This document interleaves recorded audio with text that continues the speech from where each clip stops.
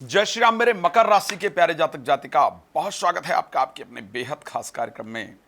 कैसा व्यतीत होगा अक्टूबर 2025? एक बहुत बड़ा परिवर्तन 12 वर्ष के बाद आपके लिए अक्टूबर में। और वो परिवर्तन क्या है? बृहस्पति का कर्क राशि में उच्चस्त होकर के आपकी कुंडली के, आपकी राशि के 7वें घर में जाकर के गोचर करना, ये बहुत बड़ा परिवर्तन है। एक बात जरूर कह रहा हूं, जो लोग मकर राशि के हैं और अगर दशा आपकी चल रही है, मकर लग्न की आपकी कुंडली है और अगर आपकी दशा चल रही है बृहस्पति की दशा अंतरदशा और विवाह को लेकर के परेशान हैं या वैवाहिक जीवन को लेकर के परेशान हैं, तो आप सोच लीजिए विवाह से संबंधित आपके भाग्य का पिटारा खुल गया और आपको सफलता मिल गई। लेकिन आइए देखते हैं कि आखिर पूरा ऑल ओवर क्या है आपकी राशि में, क्या कह रही है आपकी राशि। एक बात आपको सबसे पहले जानकारी देना चाहता हूं, अक्टूबर का महीना भारतीय त्योहार में सबसे बड़ा महीना है जिसमें दिवाली मनाते हैं। दिवाली एक ऐसी रात्रि जिस रात्रि को नकारात्मकता दूर की जा सकती है, लक्ष्मी का आवाहन किया जा सकता है, व्यापार वृद्धि, कोई बंधन वृद्धि के लिए पूजन, बंधन दूर करने के लिए पूजन, मानसिक शांति के लिए पूजन, नज़र दोष प्रेत बाधा सभी चीज़ों के लिए निवारण के लिए पूजन, नेगेटिविटी निवारण के लिए पूजन किया जाता है। आप सब लोग बहुत दिन से मुझसे कह रहे थे कि साहब कुछ तो ऐसा कीजिए जिससे हमारी ये सब चीज़ें दूर हो जाए। दिवाली को मैं वर्चुअल यज्ञ करने जा रहा हूँ और वो यज्ञ आप करवा सकते हैं। हम सामग्री आपको स्वयं प्रोवाइड कराएंगे, उसी सामग्री को विशेष सामग्री होगी जिसके द्वारा हवन करना है घर में, और मैं कराऊंगा, हवन भी मैं ही कराऊंगा। पूजन का सामान कुछ आपको लेके आना होगा, अपने घर में स्वयं हवन करना है। मैं वर्चुअली आपके साथ कनेक्ट रहूँगा, बताऊँगा कैसे करना है, और कल के इन सारी नेगेटिविटी को आप दूर कर सकते हैं। अगर आप भी चाहते हैं इस दिवाली का फ़ायदा उठाना तो आप मुझे कॉल कर सकते हैं। दूसरी और बड़ी महत्वपूर्ण जो चीज़ आपको मैं बताने जा रहा हूँ वो ये है कि श्री राम कथा, श्रीमद् भागवत कथा, श्री महापुराण कथा आप मेरे द्वारा कराना चाहते हैं तो अपने क्षेत्र में करा सकते हैं। रात को 9 बजे, दोपहर को 12 बजे लाइव आता हूँ, फ्री है। उसके बाद कॉल अपॉइंटमेंट लेकर के बिफोर लाइव, आफ्टर लाइव आप जुड़ सकते हैं, बात कर सकते हैं। साहब सबसे पहले इम्पॉर्टेंट चर्चा कर लेते हैं कि आखिर कैसा रहेगा अक्टूबर। तो अक्टूबर में एक बड़े बदलाव की मैंने बात की है, और वो बड़ा बदलाव है कि आपके लिए 3rd हाउस के स्वामी और 12th हाउस के स्वामी जो बृहस्पति हैं वो गोचर करने जाएंगे कर्क राशि में, आपके 7th हाउस में। यहाँ इनके गोचर से बड़ा फायदा होने वाला है, और वो फायदा हमारे लिए ये है कि हेल्थ के पॉइंट ऑफ व्यू से अगर देखा जाए, स्वास्थ्य की दृष्टि से देखा जाए, तो बृहस्पति की दृष्टि आपकी राशि पर पड़ने से हेल्थ में चल रही प्रॉब्लम दूर होगी। शास्त्र ये कहता है कि यदि गुरु केंद्र में है तो सारी समस्याएं अपने आप दूर कर देता है, अगर बृहस्पति केंद्र में है तो सारी समस्याएं अपने आप दूर कर देता है। और ये मौका ऐसा होगा जब बृहस्पति एक्चुअल में आपके केंद्र में होंगे तो समस्याएं दूर हो जाएंगी। जो भी विवाह को लेकर के चिंताएं थी ना आपकी, विवाह को लेकर, वैवाहिक जीवन को लेकर के, एक बात कह रहा हूं, अगर मामला आपसी लड़ाई झगड़े का इतना चला गया था ना कि कोर्ट कचहरी चले गए थे, तो भी उसको ठीक करने का प्रयास सफलता देने वाला होगा। कर लीजिए। विवाह को लेकर के अगर सारे प्रयास करके थक गए थे और ये सोच लिया था कि अब तो शादी नहीं हो पाएगी, तो बड़ा शानदार मौका आया है, मैं पक्का कह रहा हूं, कर लीजिए। अगर कोई डाटा मिल सके ऐसा जिसमें ये वर्णन हो कि भाई इससे ये पता चल सके कि सबसे अधिक शादी कौन से राशि वालों की फिक्स हुई है अक्टूबर महीने में, तो मेरे दृष्टि से वो कर्क राशि, मकर राशि के जातक जातिका होंगे जिनकी शादी फिक्स हुई होगी अक्टूबर महीने में। तो विवाह को लेकर के, वैवाहिक जीवन को लेकर के, स्वास्थ्य को लेकर के मैं परिस्थिति को शानदार देख पा रहा हूं।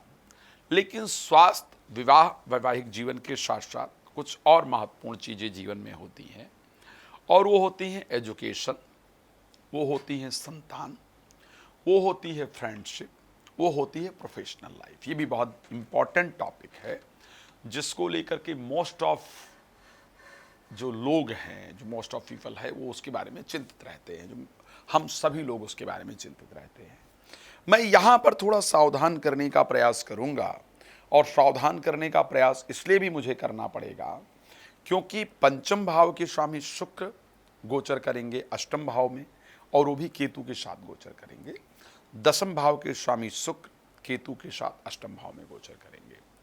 एक बात ध्यान रखिएगा, किसी को आप पसंद करते हैं, करती हैं, अच्छा है, सामने वाला भी पसंद करता हो, करती हो, ये पॉसिबल नहीं है, जरूरी नहीं है। पॉसिबल की बात नहीं होगा, जरूरी नहीं है।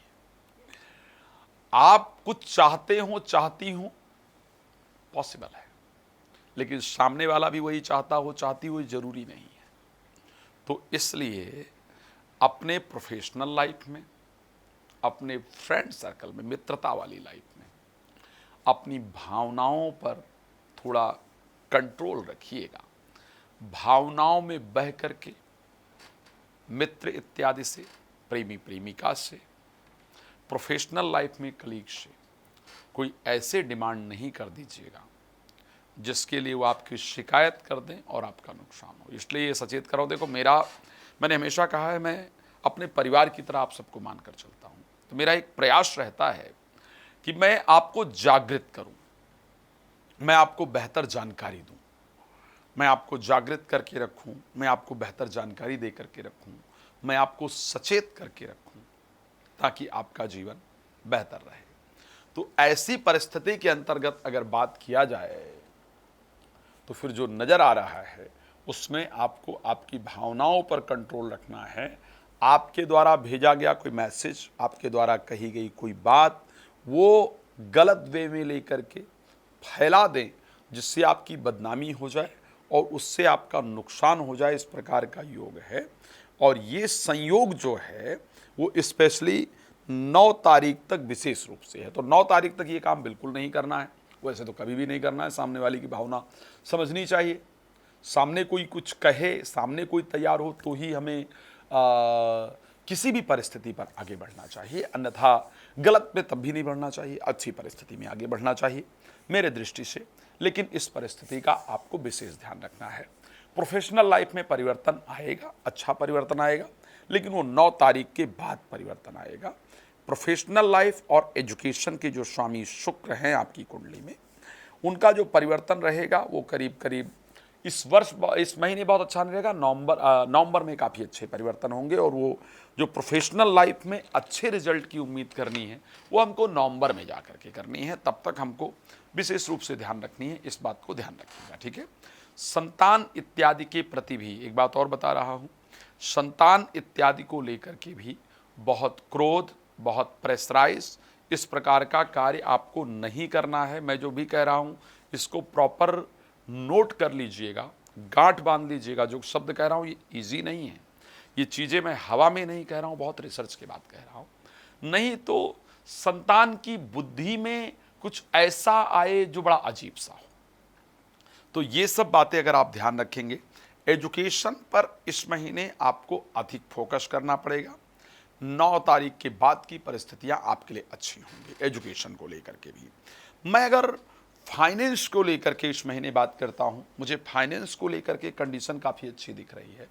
और स्पेशली जो माह का अंत होगा 27 से लेकर के 30 तारीख का जो समय 3-4 दिन का होगा, जब मंगल वृश्चिक राशि में पहुंच जाएंगे तो अचानक पैसे का फायदा होगा। 3 दिन की बात बता रहा हूं, इन 3 दिन में आप देखिएगा, चाहे किसी ने पैसे ले रखे हो, आप भूल गए हो, लेकिन वो देने आ जा रहे तुम्हारे पैसे लिए थे, ऐसा करने आ जाए, या फिर आपको अचानक कहीं से लाभ हो जाए व्यापार में, कार्य क्षेत्र में, पैसे का लाभ इस समय पर जरूर नजर आ रहा है, तो आपके लिए फायदेमंद होगा। इस महीने एक और चीज हो रही है, आपके अपनी प्रॉपर्टी का योग इस महीने में पूरी तरह से नजर आ रहा है। आप अपनी प्रॉपर्टी इत्यादि बनाने वाले हैं, बनाने वाली हैं। वाहन या प्रॉपर्टी इस महीने आप जरूर परचेज करने वाले हैं। इस प्रकार की कंडीशन आपकी राशि में दिख रही है। मैं जानता हूं कि आपको बहुत कुछ जानना है, लेकिन समय की एक परिस्थिति होती है, हमको समय का ध्यान रखना पड़ता है। इसलिए रात को 9 बजे और दोपहर को 12 बजे आपके लिए लाइव आता हूँ। आप मेरे साथ लाइव जाइए, जुड़िए, जो जानकारी आप प्राप्त करना चाहते हैं उसको प्राप्त कीजिए। और रामकथा, भागवत कथा, शिव महापुराण तो आप करा ही सकते हैं, समय समय आपके साथ होता हूँ। तीसरी चीज़, इस बार दिवाली पूजा जरूर कराइएगा, इससे देखेंगे आप परिवर्तन अपने जीवन के अंदर। भगवान आपको प्रसन्न रखें, ये मेरी शुभकामना है। धन्यवाद।